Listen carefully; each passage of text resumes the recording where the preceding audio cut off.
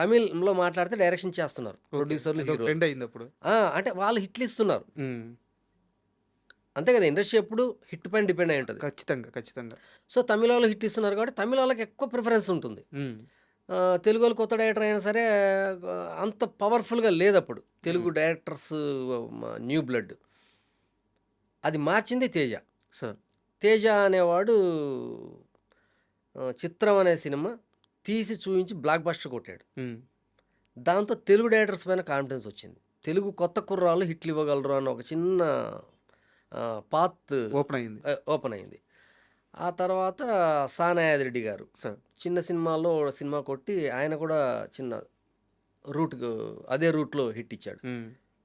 అప్పుడు నేను రాసిన ఒక కథ 'సిక్స్టీన్స్'. హ్మ్. ఇంకా ఇక్కడ శ్రీకాంత్ గారు ఇట్లా అవ్వట్లేదు పనులు. ఆ కథలకి, ఆ బడ్జెట్‌లకి కుదరట్లేదు. వాటికి నన్ను యాక్సెప్ట్ చేయట్లేదు. ఎందుకో అంటే బడ్జెట్ ఎక్కువ ఇది బిజినెస్‌లు అన్నీ ఉంటాయి కదా! యాక్సెప్ట్ చేయట్లేదు. మనం కూడా ఒక చిన్న కథ రాద్దాం. హ్మ్. కొత్త వాళ్ళతో మనం ఎందుకు చేయకూడదు అని 'రాజా హిందుస్తానీ' అనే సినిమాని తిరగేసి మరగేస్తే 'సిక్స్టీన్స్'. యాక్చువల్‌గా అడగదాం అనుకున్నా మీరే చెప్పేసారు. అలాగా 'రెండు జల్ల సీత' అనే ఒక సినిమా నాకు అలా స్టోర్ అయిన సినిమాల్లో ఒకటి. హ్మ్. అప్పుడు నేను చూసిన సినిమాల్లో కొత్తగా ఫీల్ అయిన సినిమా అది.